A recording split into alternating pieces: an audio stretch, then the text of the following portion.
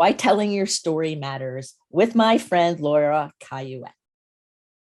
Hi, Laura. Hi. It's so good to see you today. And Laura's coming to us, everybody, from New Orleans, one of my favorite cities. And and I didn't tell you that already, that I love New Orleans. So we're going to talk today about how come telling your story really matters and how to do that and ways to feel empowered with it. So we have lots of different pieces of this content coming through in the show. And because Laura is an expert in this, and we've had great discussions about it already. And what I really want to focus on for all of us today is to give ourselves permission to open our heart a little bit more, to open our mind a little bit more, and realize that there's so much depth and richness in the world that we don't know yet. And that when we're inspired by other people's stories or by what people share, it helps us awaken a part of us that maybe we don't even know is there yet. Or maybe we feel, but we don't know what to do with it. So I want this show for you, everyone, and for both Laura and I to be an opportunity to open up, to really feel deeply into who we are, and to give ourselves permission to honor our own story, to honor our road, to honor our walk, to honor where we're headed in our story, all of the things about that. So that is the foundation for today's show. So Laura, welcome so much to Someone Gets Me. And thank you for coming on to the show with me today and taking time out of your busy schedule to talk to us about something that I think is so important. Well, I'm thrilled to be here. Thank you for having me. This is going to be great. And so what I want to talk about first, because, you're well known in acting. And for all of you who don't know Laura, you can go check out the show notes with an amazing bio and all kinds of really neat things. But Laura's been in, I think, 60 or more films, and her life is acting, but there's more. It's like all gifted people. But wait, there's more. Like that. Remember, but wait, there's more. Laura also is an accomplished author, right? And so there's all kinds of other skills going on with her, not just acting, though I think acting is a really amazing profession. Laura also is well educated.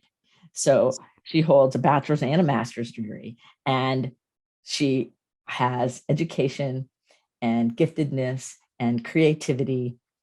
And she's had to learn how to use her voice and all of that as a woman in an industry that can eat you alive. Oh, yeah. So how'd you get into acting? Like, how did all this start? I love to hear what inspired you to say, I'm going to get into acting. How did that work? I have a weird story, and I always feel odd telling this story if I can't look into the faces of the people hearing it, because it's one of those woo-woo weirdo stories. And so it's like when you tell a ghost story, it's easier to tell if like you can see the person and see how the word ghost landed, before you decide how much of the story to tell. I was, my goals in life were that I was going to be a professor and an author. And my big, like billboard goals were that I wanted to be tenured as a professor. And most importantly, I wanted to be a respected author. And my big dream was to win the National Book Award. And for my one and only book, I have written 8 now, but I thought I would only write one, and it would be Lemonade Farm, and I would win the National Book Award. And that would be the end of my journey of having to figure out what to write and how to write. That is not what happened. Right. I'm going, okay. That said, I did become an author. I did become a professor. It just didn't all lay out the way I thought it would. And it isn't how I support myself. I was, before my acting career began, I was a homeowner, and I had just finished my master's, and I was gearing up to start my doctorate. And I was modeling in New York. I had 3 jobs, and that was my third. I was teaching college at night. I was teaching English, and I was running a dress shop. And so I'm at a modeling gig in New York, and I'm coming home on the train, and I had my head rested against the window, and I'm just watching the world go by. And I heard a voice, and the voice said, "You're supposed to be an actor." Now, I don't know whether that was my voice letting me know what I had always known and didn't know that I knew, or whether that was some spiritual awakening. I, though, do say that I was called to acting because that was a call and I answered the call. So acting is not my love or it's my calling. It called to me. And so that's how I got there. Now, as far as being successful as an actor, like being a working actor, that's because I wasn't a dreamer. I didn't grow up dreaming of being famous or dreaming of being a movie star, dreaming of, People Magazine or what. I didn't have those sorts of visions for myself. And so when I figured out that I was supposed to be an actor, I had a very extremely practical approach to it. And that's why I'm a working actor, is because I'm extremely practical about everything. And I applied all my pragmatism to the acting field. And I said, it's not a common story, but there is one other person with the exact same story. She was a model. She heard a voice and the voice said exactly the same words. You're supposed to be an actor. And that was Rene Russo. Nice. Well, all I'm hearing is, okay, that means that your soul has a higher purpose, that your vision, what is supposed to happen through you, comes through in multiple ways. An actor is a big piece of it, which makes total sense to me. See, I don't think it's woo-woo at all. I think it's totally, I think you had to have your head leaning against the glass, watching the world go by to get your ego enough out of the way to hear the voice. That if you had your head up, like I said, it matters not to me whether it was a voice from inside or a voice from outside. It doesn't, people ask, oh, was it a female voice? None of that is material. And the answer is no, it was just a voice. It wasn't mine that I recognized, but it was just a voice. And so for me, it's immaterial, all the how and what. What matters is that when I heard it, I listened. It rang true enough to me that I thought it was worth listening to and paying attention to and exploring. And I think you're right. We all have voices that tell us many things, whether that's intuition or your gut or your mom or, whoever. We all have voices telling us things. And it's a matter of what you choose to tune into, thinking of those voices as like radio stations.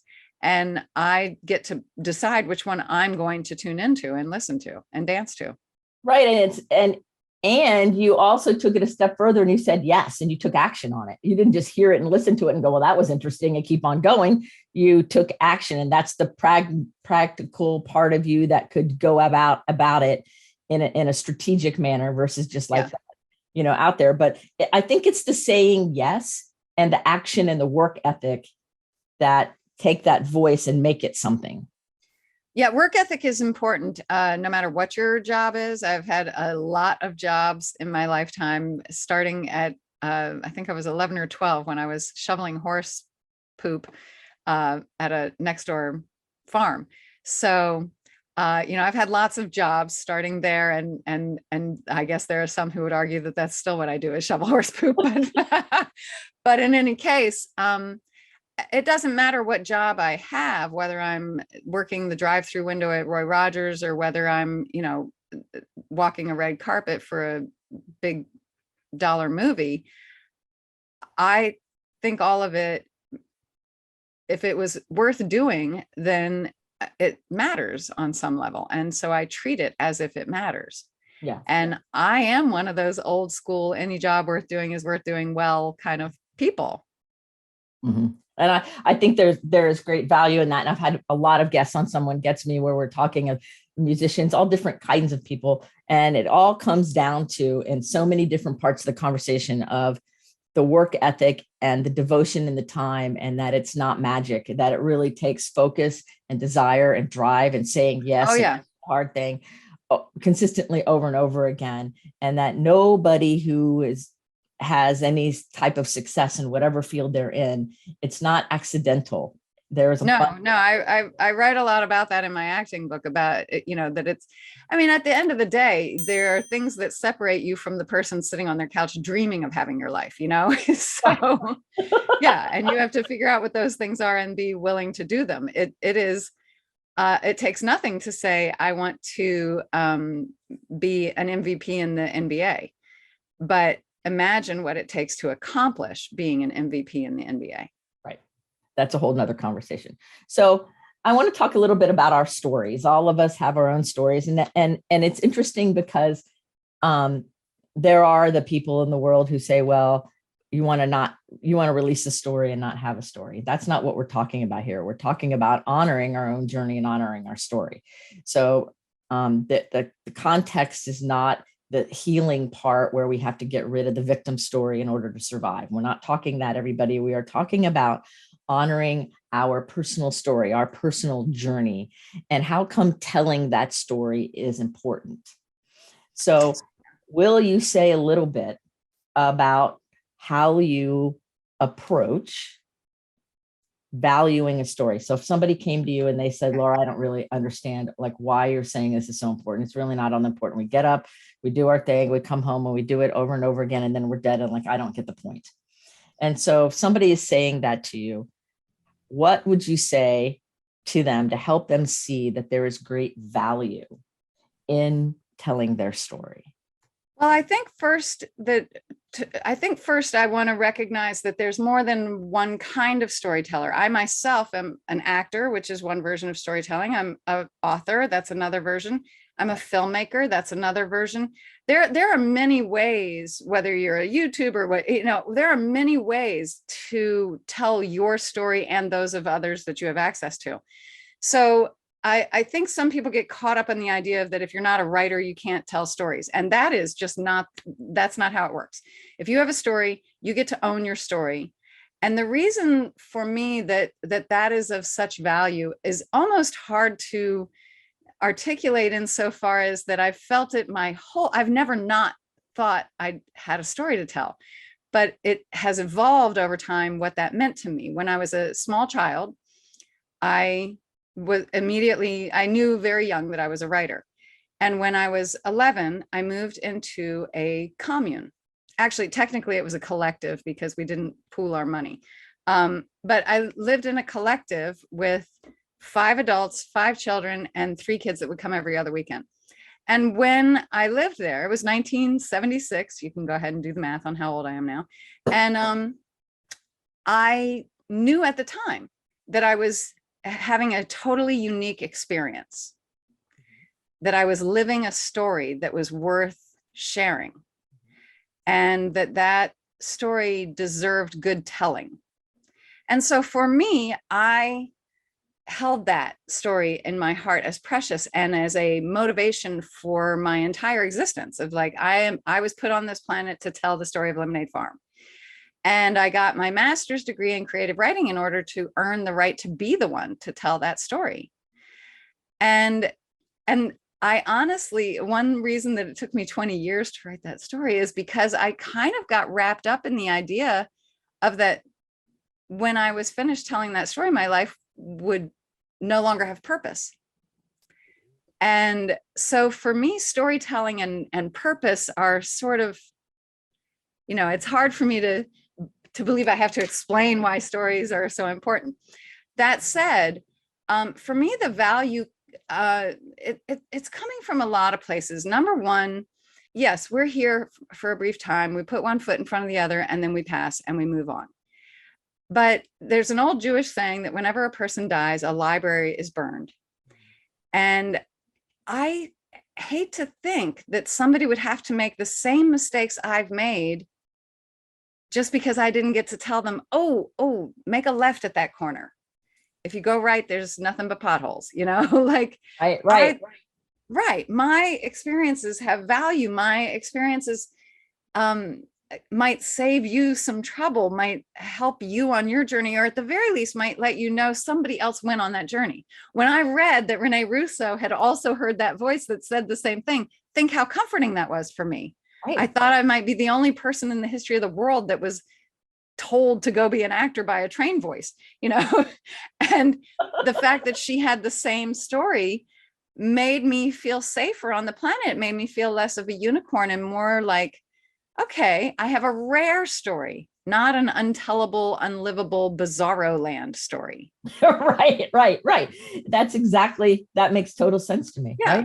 Right. So, and then there's the other side of it is that so many of us have a unique gift, whether it's you're the best plumber in your city, or whether it's that you're the one that figured out how to perforate toilet paper. You have contributed something. Maybe it's your parenting skills. Maybe it's your gardening. Maybe whatever it is. Maybe you just only figured out how to save 3 minutes driving the turnpike. But whatever you have figured out in your life is worth telling at least one person and passing that down, paying that forward. I mean, if that weren't true, we wouldn't have so many memes with life hacks. I mean, we value, as a culture, we value life hacks. Oh, I can tell you how to do that 1 minute faster or 1 inch better, or, and we value that. So if you've lived a life, you probably have some life hacks, you probably have some information worth sharing. So if you're sucking air and you're here, if you're sucking air and you're listening to Laura right now, that you have a story, period, no matter what you think. Well, then here's something I'm going through right now.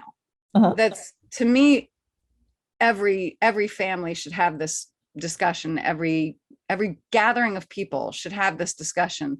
And actually, even more so, people should reach out to people who are singular on the planet and see what they have to share with us. I think that every person has a book in them, and that every person should write it down. Now, that could be on a video. It could be, like I said before, it doesn't have to be literally a book. For me, it's a book. I mean, that's my chosen field, but it doesn't have to be for everybody. But for example, my uncle is a designer. He's retired now. He lives in Thailand. He is a fashion designer, and he was born in 1938, a gay man in South Louisiana. And at 3 years old said, I'm going to be a fashion designer. Now, don't ask me why a 3-year-old boy in Southern Louisiana knows even what a fashion designer is. But then he became one, and he was successful in New York. And then he got hired by the Queen of Thailand. And then he ran the Jem Thompson Silk Company in Thailand, and then like Forrest Gump, like this amazing story of that he met all these people, he did all these things. Somebody wants to know that story. Somebody wants to know it. And even if it's only his niece, don't I deserve to have that story? He has no children. So don't I deserve to hear that story just because I'm interested? So I want him to write it down. I want him to tell it so that I can have it. And right now, my mother, his sister, is in the hospital, and things are scary right now. And one thing that is of comfort to me is that no matter what happens, last year I made her write down her stories. And so she, another cousin of mine, turned it into like a book with a cover picture and chapters and all that. So no matter what happens, we now have my mother's story as she wanted to tell it, from her childhood through now, and what she valued, what she cared about, what she remembers, who she cared about, all that stuff. So that's one aspect, is that I do believe that even if it's only your niece or your child, or there's somebody that wants to know what it was like to be you. What do you want to share about what it was like to be you? And I will tell you, my aunt wrote a journal of her first year as a widow. I took that journal and turned it into a self-help book for widows. So I found it so valuable that I thought all widows could use it. And then I happened at the time to be going through a divorce, and I found it super useful for myself for that kind of loss, even though it was a very different kind of loss. So that's one thing, is that autobiographical things I think are important to share, at the very least, with those who know you, care about you, love you, and want to have you in their lives forever and know your story better. I think also in those cases, familial cases and all that, it helps you to know yourself better when you find out what you come from and what the people in your family valued and Well, what and, shape. well, and also there's a universal truth in it, right? Because we can take one kind of story, like helping widows, but then also helping with divorced people, and then the grief. And even though it's different, there are common threads in human Yeah. existence and in human expression. And so we can take some of the same stories and the same ideas, and then they have application in other Yeah. places. And so I think so often in our culture, and especially since COVID, when there's been a lot of siloing and separation, we think we're the only ones going through something. Yes. We think it's only happened to us, or we're the only ones that know. Like my nephew, when he was 3, announced he was going to be a pilot in the military, and he's in the Army. And how do they know that? They just know. He knew, and I'm like, okay, and I believed him, and he's now doing what his exact calling that he said from the time he was really little.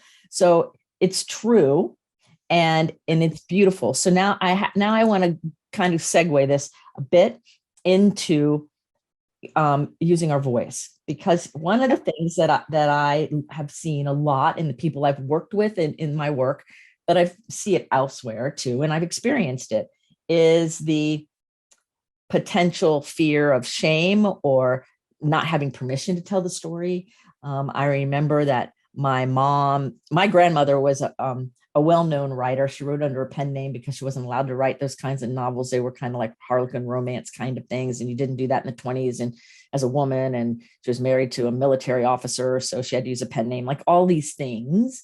So she found a way to tell her story, but she couldn't tell it authentically in her own voice, in her own way, because of the world.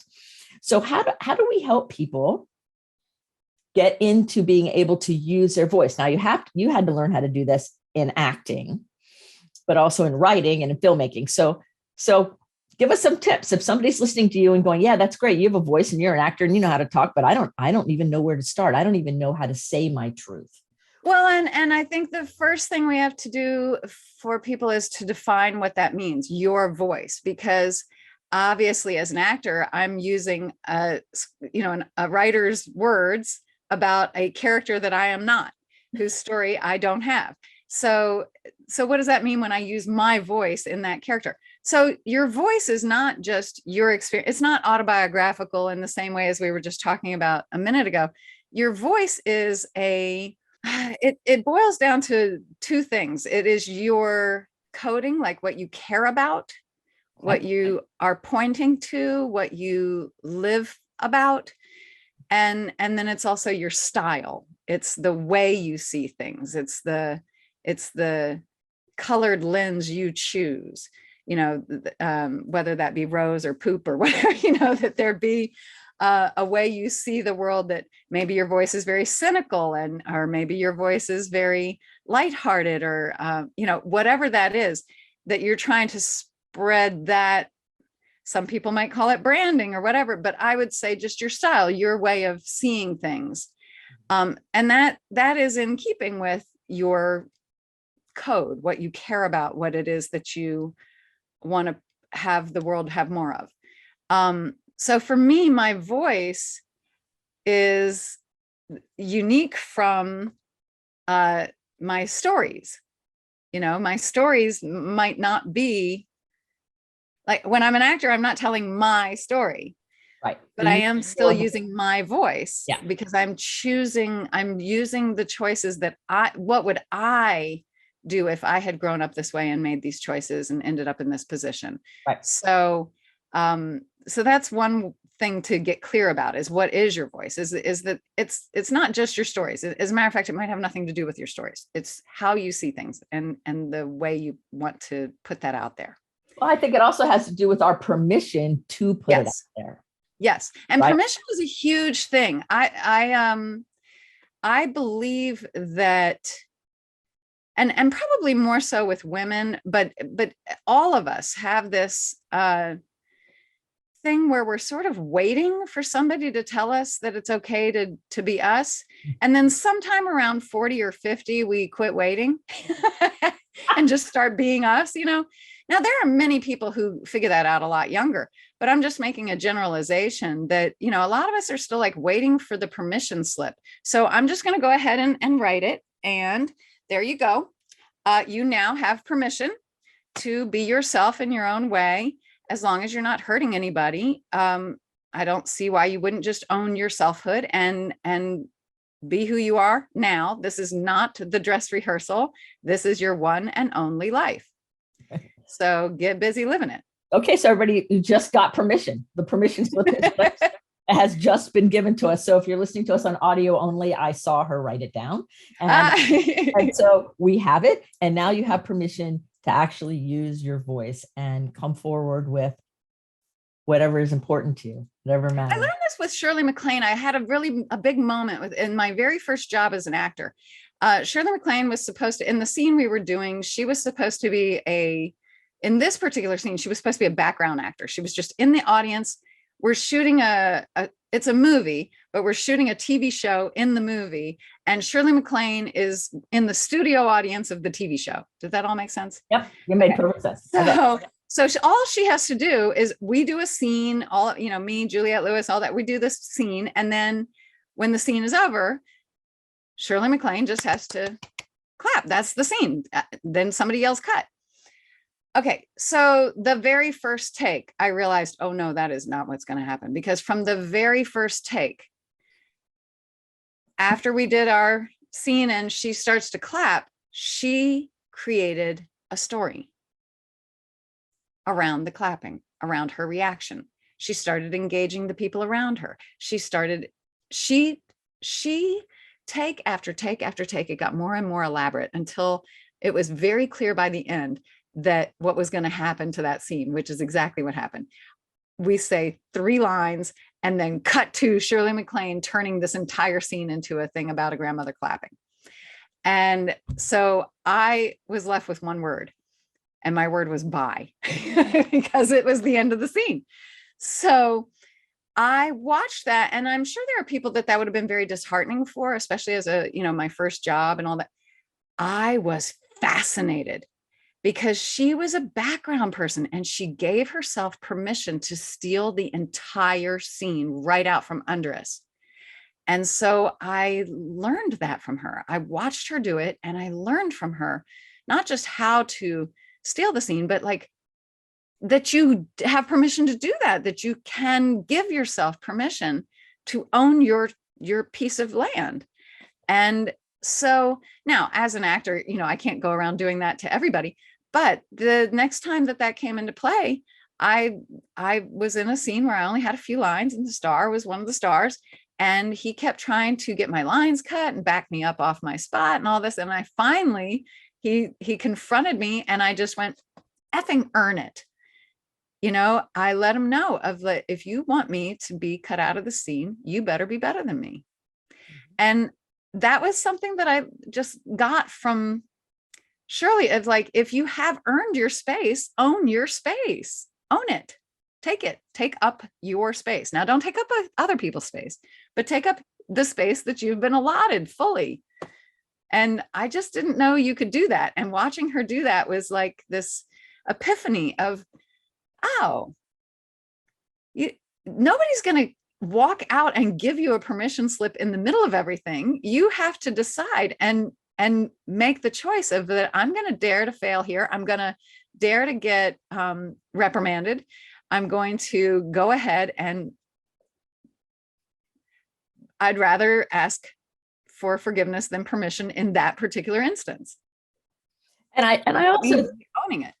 And I think what you're saying, and I love the story that you shared about Shirley MacLaine and about that subsequent thing from you, because what I hear for a lot of people is, oh, tell your story, oh, take your space, all that. But it's a cognitive comment. And so the practical application, I think sometimes people go, well, what do you mean by that? How does that work? And how does it look? Well, Shirley MacLaine was being Shirley MacLaine. And it didn't matter whether she was the star or a supporting actor or wherever she was being her authentic self that then created a thing. Like she wasn't trying to harm somebody or hurt anybody. She was just being herself. Because she truly is all that and a bag of chips. And if she lets her light shine, it shines so brightly that it blots out some of the others of us. And that's hard, but it's also her. That's her voice. And though I think what's important here too is that that experience gave you, Laura, permission to shine your light brighter. Yes. Yes. And I believe, and I think Martin Luther King Jr. even said this, that only light can take care of the darkness, can get rid of the darkness, right? Yes. So I talk about all of us gifted people being lighthouses all the time, and that we're here to crank, I love that. to crank up the light. So, and to be our bright selves with respect to the boundaries of other people, like you said, but also to say, okay, I'm getting goosebumps. Let our light shine, like really, whether it's in writing or in film or in acting or in day-to-day life at the grocery store, saying hi and being friendly to the people around us. My mom says when you're surrounded, if you're in a boat and you're in the ocean and all around you are drowning, everywhere you look are drowning people, you cannot stop to pick up even one because they will tip your boat. What you have to do is be a beacon and lead them to shore. Correct. Now, that said, my mom stops to help people all the time, but that is a philosophy that makes a lot of mathematical sense at the very least. And it understands that self-care and drawing your boundary and all that are part of owning your voice and part of being a voice. Yes, absolutely. So what do you do for your own self-care? What do you do to take care of Laura? You have a lot going on in your life and you live in New Orleans right there. There's an energy thing there that's really fun and cool and neat, and Mardi Gras and this and that and the French Quarter, and it's an amazing city. So what do you do to take care of you? I mean, you have a very busy, active, productive life. I do. My husband and I like to go for walks. And of course, you just mentioned I live in a magnificent city. So going for walks is always a joy. You see something new every single time. Mm-hmm. And you just can't imagine what you might come across in a regular walk around this city. I am disciplined about my health. I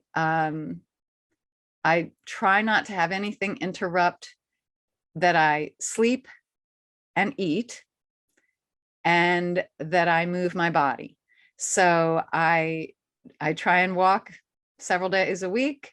I do deep stretching 2 days a week. I do arm weights 2 days a week. Like I do everything in moderation, just keeping my body moving, keeping everything going. And that helps me to not have my body be the thing that's on my plate, and not have health issues, because those can cause way more stress than other issues, and they can actually interfere with your ability to do everything else. So I put that pretty high on the list of self-care, is take care of the body, and the body takes care of a lot of other things. Right. Okay. Yeah. So that's big, is eating and sleeping and caring for yourself and making your body move. Right. I also, I do believe in journaling. I think journaling is important. I just got introduced to EMDR therapy.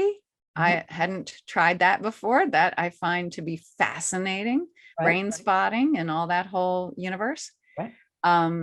So I'm trying that, and I'm finding it really helpful. So I think the thing about self-care is that it's, each of us value different things that make us feel cared for. Like I love a hot bath. Mm-hmm. And I have a desk for in my tub so that I can be in my bath for hours at a time. And I think that for me is extraordinary self-care. It makes me feel so spoiled. For somebody else, that's like, man, take a bath. So, that wouldn't be self-care for somebody else. So I guess what I would say to others is find things that bring you peace and give them to yourself. Yes. And I also like to remind people that radical self-care, as I call it, is about taking ourselves preemptively, that when we burn out or we're really exhausted and we do something nice for ourselves and we call it self-care, that's really recovery. That's not self-care. That's called recovering from whatever we weren't taking care of. That self-care, like yes. Taking care of your body or moving or whatever, that radical self-care is caring for ourselves in order to not have the burnout happen. Yeah.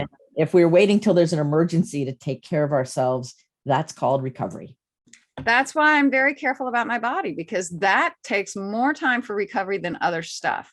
We have weather problems here, and we often have issues with power or water or other things that people can take for granted, and that can take a while to recover from. But the second they turn the power back on, you're up and running again. Whereas the second your surgery is over, you still have weeks. Like you're not just, okay, I'm out, I'm back. No, when things happen to your body, it can take a lot out of you for a long time and mess with a lot of stuff. Right. And sometimes the road to get to that point also can create things. So I think of it as the person is the brain is the person, and the body is the car. And so you got to maintain your car. right. Yes, you do have to maintain your car, and you have to maintain your mind too. I think it's like all of it. Absolutely. All one. Like it all has to go Yes. together. So if somebody's listening to you right now and they're really like excited about telling their story and bringing their voice out, and I kind of imagine it like deciding I'm going to take a stand and like take up my space instead of playing small. Like I'm going to actually like be in my space. I want to tell everybody that there's all kinds of links in the show notes to programs that Laura has, things, resources she has for you, and also a special gift. We're going to get to that here in a minute. So there's all kinds of things that she gave me, way more than most people do, of all the neatest things that she's doing. Like I was going through them, clicking through, going, I love this. Oh my God, this is fun too. Oh my God, I really love this. And so if you're interested in story or writing or having your voice or any of those kinds of things, and you're really loving what she's saying and you're loving Laura's energy like I am, then go to the show notes and check out all the links and all the information there, because this podcast would go on for 5 hours if we were trying to cover all of those links in it. And we're not going to, because you can go and click on them yourselves. So that all being said, when I think about your work and all that you've put into all of your work, all of it, how do you see your work serving the greater good of our culture, of our society, of humans? You know how there's people who say I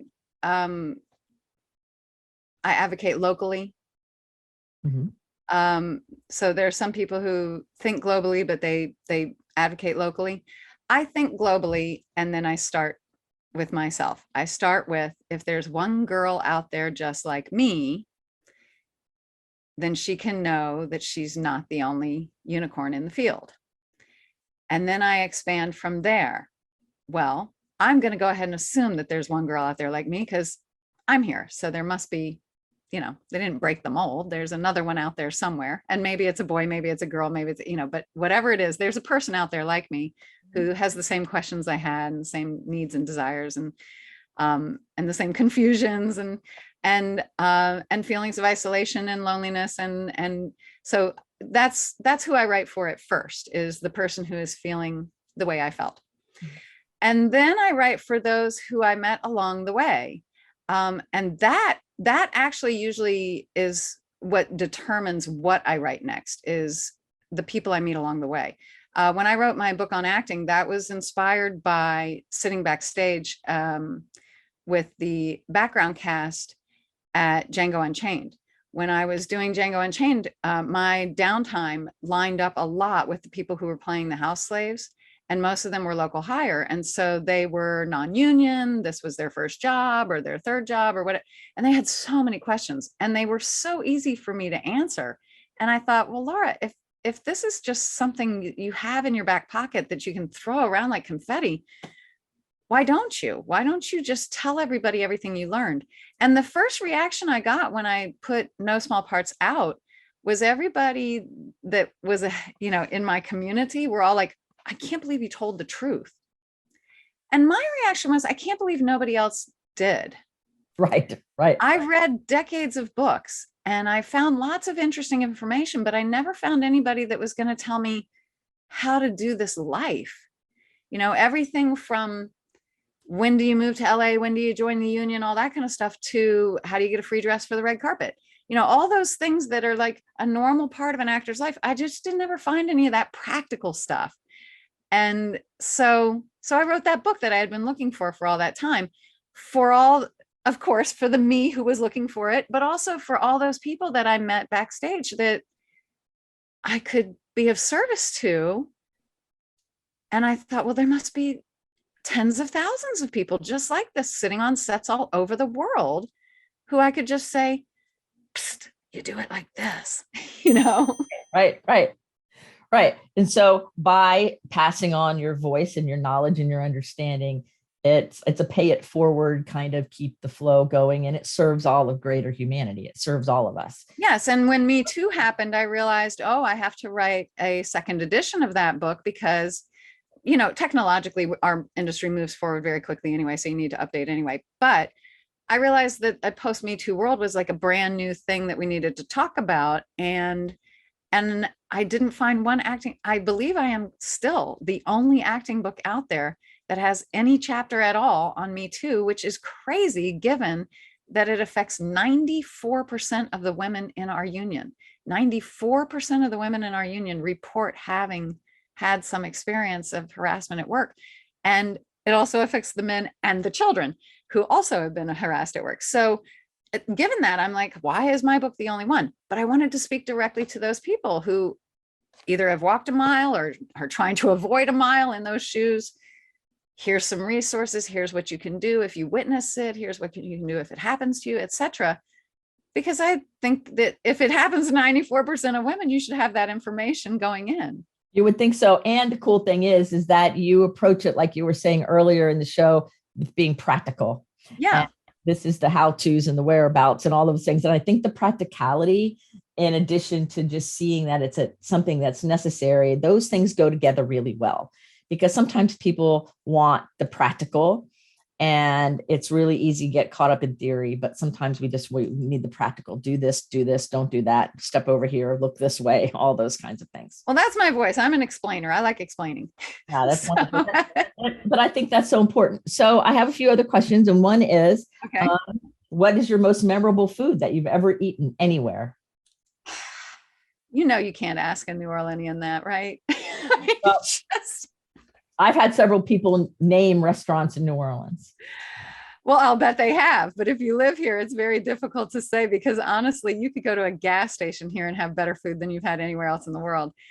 I said memorable food, so it doesn't. Yes. Well, and so I'll give you a memory. The food itself is only like the toy in this story, but for me, one of the more memorable moments with food I have is when I was living in that commune when I was a kid, and it was, you know, the bicentennial year and everything.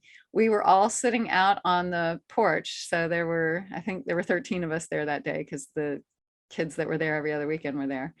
And we had watermelon. And so we're all outside eating watermelon, and it's dripping all down our elbows and stuff.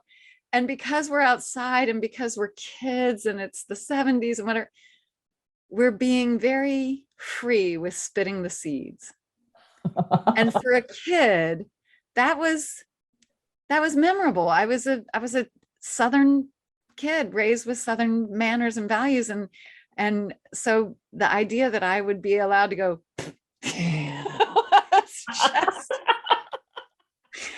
you know, without going, oh, excuse me, so I'm so sorry, you know, like that was memorable for me. And we could spit them at each other and stuff too. Like, you didn't have to be polite. We had a pool where you could hose off, whatever. Oh, that's wonderful. I have that vision in my head. That is a good one. That is a very, very good story. And now I want to mention to everybody, I want you to tell everybody about the gift that you have, that we have all the links in the show notes, but explain the gift, the 20% off in the gift really briefly for people so that they understand that there's all kinds of resources that Laura has for us. And I'm really thank you on behalf of all of my listeners that you have brought a gift, because many people don't do that. So I'm very grateful. And well, like I said, I'm a Southerner, so. Right. So there you go. So talk a little bit about the gift that you have for everybody that they can find in the show notes. Well, so two of my books are available off of Amazon, so I have a lot more control about how I price them, etc. And so I was able to offer a coupon for both Writing Unblocked, which is my ebook that the subtitle is How I Went from Writing one book in 20 years to 5 books in 4 years. And basically I take everything that I learned from my master's and all my path as a classic literature author, and then everything I learned from being in the film community, producing, screenwriting, and taking 3.5 years of courses in screenwriting and film production there. I've taken all of that and melded it together into a repeatable, nearly infallible process for you to take any one sentence idea and turn it into a book or a movie or a screenplay or whatever. But any idea you have in your head, you can now turn into a book. And it works with people who have a variety of different learning techniques, whether you're on the spectrum or whether you're, it doesn't matter where you're at about the way you learn or the way you process information and creativity, et cetera. I'm really proud of it because I use it for everything. I don't just use it for writing. I even use it for life decisions and stuff. Great. Well, because it's about distilling things down and getting to an essential of what is exactly the story and what order does it go. And it does all that in a way that for me is fun, because if it's not fun, I'm not going to want to do it. I'm at least going to put it off, So I had to make my techniques fun for me. Now, not everybody agrees with me on what's fun, but I think these are really fun techniques that keep you creatively and intellectually stimulated throughout your entire journey. And basically what I do is I write the entire book before I write one word. So I already know everything that's going to be in the book before I write one word. And so that makes the writing part just basically typing. It becomes way easier, and I never have writer's block. It's just not a part of my life. So that's writing unblocked. And then the course that I've just finished is called Creating Characters. And that's again for writers, although it can be useful for actors and other people. But Creating Characters is a 6-video course that if you don't have your characters created after that, you can get your money back. I have a guarantee. So it will help you do what I did, create a character. I had the whole commune worth of people in that first novel.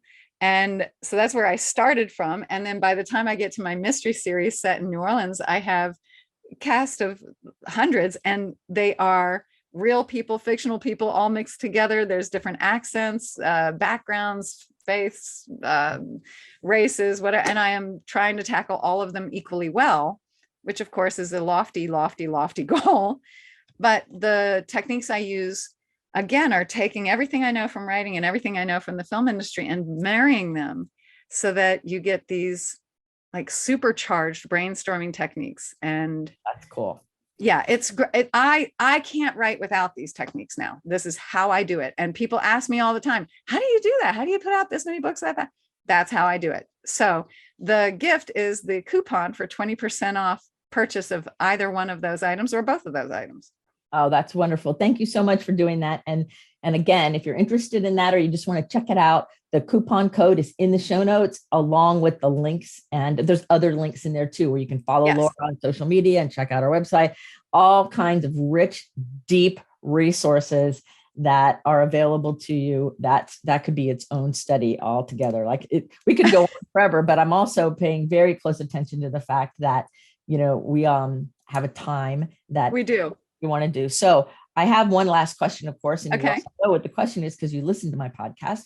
And the question is this: if you were going to have a billboard that your quote was going to be on for the whole world to see, what would that quote be? I'm going to go with dare to fail. I live by that. I teach that. I sign it when I sign books. I dare to fail. And I guess because to me, it's what separates the people who sit on couches and say, one day I'm gonna this, one day I'm gonna that, from the people who attempt to do the things that everybody else is talking about doing. And even in the attempt, I find dignity and valor. And it matters less to me who succeeds in their attempts than it does. I mean, life is what happens while you're making other plans, but make a plan, be about something, do something. And take action. Yeah. And I think that some of us, the only way we can figure out how to do it the right way is by doing it 18,000 the wrong ways first. And then others of us, it's just the fact that it could all be at your fingertips if you would just reach out. So, whatever the reason, whatever's holding you back from trying something is probably crap. It's probably a lie your mind tells itself to keep you safe and in your comfort zone. And as Shirley MacLaine once said, you have to go out on the limb. That's where all the fruit is. That's where it is. That's where it is.